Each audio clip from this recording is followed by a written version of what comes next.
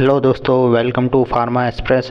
तो आज हम जो है एक नई वैकेंसी के बारे में डिस्कस करने वाले हैं जो आई है राजस्थान कर्मचारी चयन बोर्ड जयपुर की तरफ से।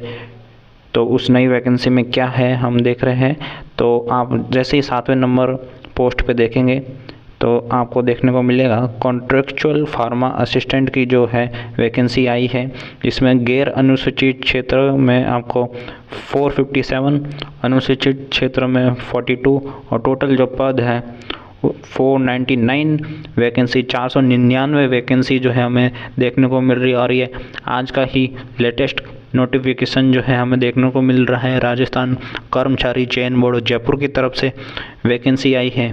ठीक है, तो अब इसमें क्या क्या सिलेबस रहने वाला है वो हम जो डिस्कस कर लेते हैं। तो 7वें नंबर की वैकेंसी मैंने आपको बताई है।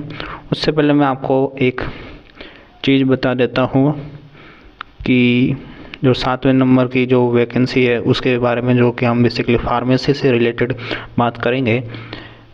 तो ये जो है आपका गैर अनुसूचित क्षेत्र के बारे में डिटेल दे रखी है, और जो है ये आपका क्षैतिज आरक्षण और अनुसूचित क्षेत्र और क्षैतिज आरक्षण, बेसिकली ये टोटल जो है रिजर्वेशन के बारे में जो है वो बात कर रखी है। ठीक है, फिर हम बात करते हैं कि अब एग्ज़ाम अगर ये कंडक्ट करवा रहे हैं तो क्या क्या सिलेबस आने वाला है। तो सिलेबस की अगर हम बात करें तो सिलेबस की अगर हम बात करें उससे पहले हम देख लेते हैं और भी चीज़ें कि जैसे कि इसमें कौन कौन जो है बेसिकली फंक्शनल रिक्वायरमेंट जो है वो है कि भाई एसटी वाला आ सकता है, मेल फीमेल, और ये सब आपको दे रखा है। ठीक है, जो हम इतना देखने की ज़रूरत नहीं है, हम चलते हैं अपने बेसिक मेन पॉइंट पे। तो वो जो मेन पॉइंट जो हमारा जो इस पीडीएफ का रहने वाला है कि क्या एलिजिबिलिटी जो है वो रहेगी इस वैकेंसी के लिए। तो वो जो एलिजिबिलिटी जो है इस वैकेंसी के लिए हम देख सकते हैं कि संविदा फार्मा सहायक के लिए जो वैकेंसी है वो वैकेंसी की आप जो है डिप्लोमा या डिग्री इन फार्मेसी होनी चाहिए, और आप एक रजिस्टर्ड फार्मासिस्ट होने चाहिए फ्रॉम राजस्थान फार्मेसी काउंसिल। ठीक है, और हम अब इसके जो सिलेबस जो है पूछा जाने वाला है इस वैकेंसी में। तो सिलेबस की अगर हम बात करें तो सिलेबस जो आएगा आपका 7वें नंबर की वैकेंसी पे मैं आपको ले जाता हूँ।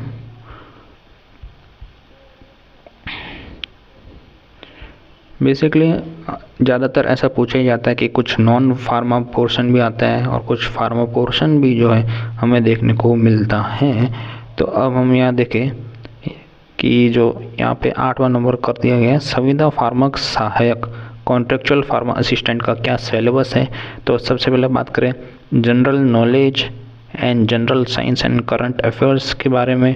तो उसमें क्या पूछा जा रहा है कि भाई history of India, Indian national movement with important events in Rajasthan, India and Rajasthan geography, physical social economic, India and Rajasthan state and governance, constitution, political system, Panchayati Raj system, और biodiversity in environmental conditions, climate change, human and social problem, current event India, Rajasthan और world के, और जी के पूछी जाएगी आपके 10th standard की तक।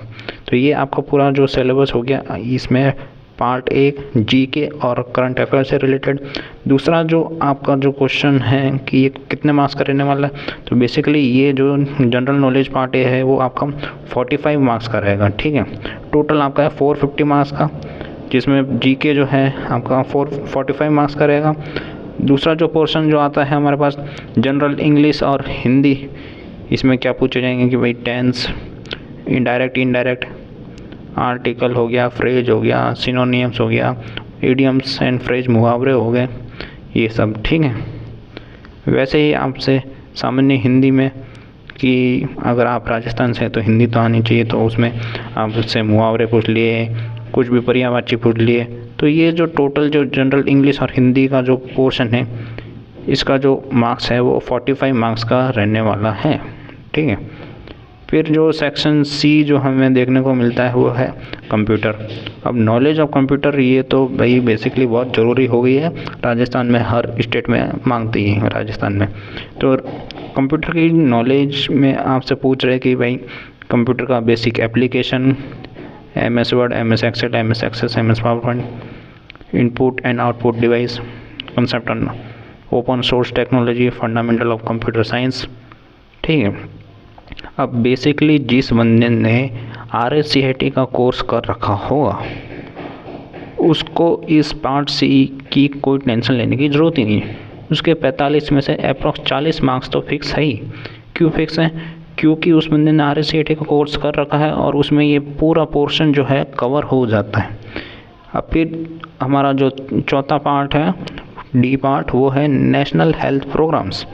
नेशनल हेल्थ प्रोग्राम्स की बात करें तो इसमें जितनी भी कम्युनिकेबल और नॉन कम्युनिकेबल डिजीज हैं उनके कंट्रोल के बारे में, उसमें क्या क्या होता है उसके बारे में जो है Ayushman Bharat and related health program, तो इसके बारे में पूछा जाएगा जो कि आपका 45 मार्क्स का होगा। ठीक है। तो ये पूरा जो आपका जो हमने देखा ए से लेके A, B और जितने भी हैं आपके आगे C और D, ये जो पार्ट है आपका ये बेसिकली हो गया आपका नॉन फार्मा से रिलेटेड पार्ट। ठीक है। फिर अब हम बात करते हैं फार्मा से रिलेटेड। तो फार्मा से रिलेटेड आपसे क्या क्या पूछा जाएगा वो हम देखते हैं।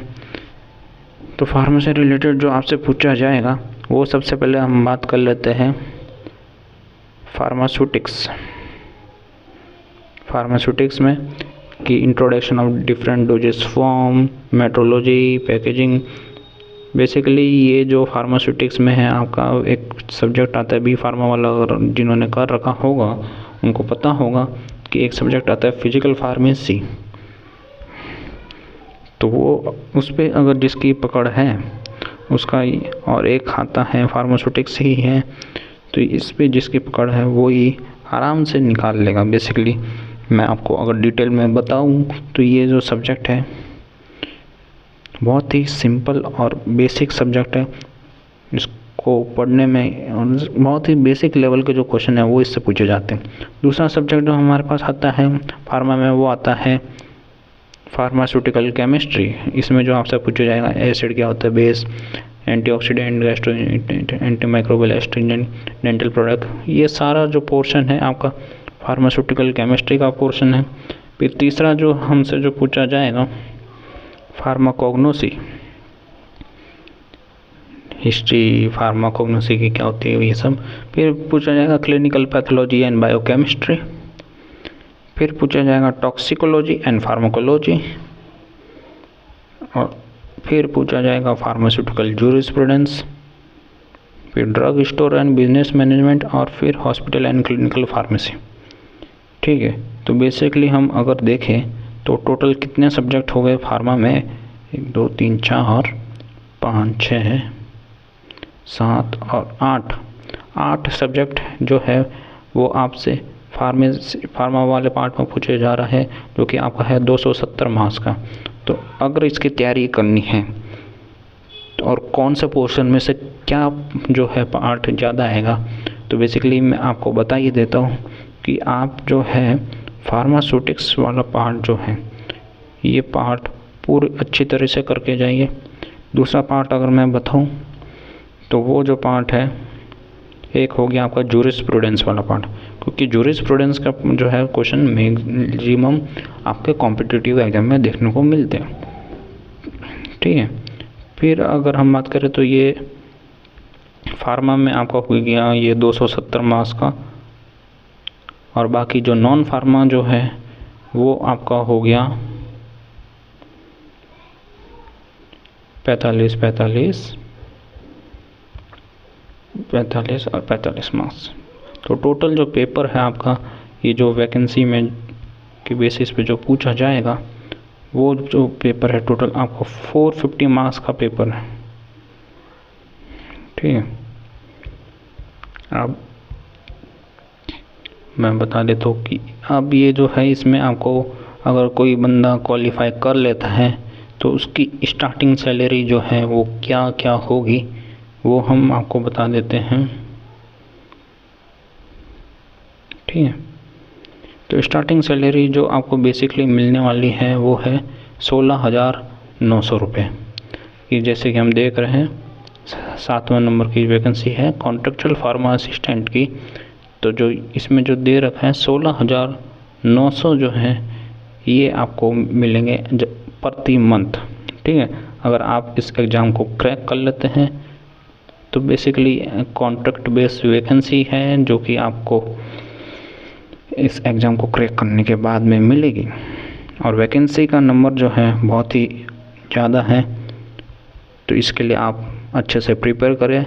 मेरी तरफ से आपको best of luck from pharma express.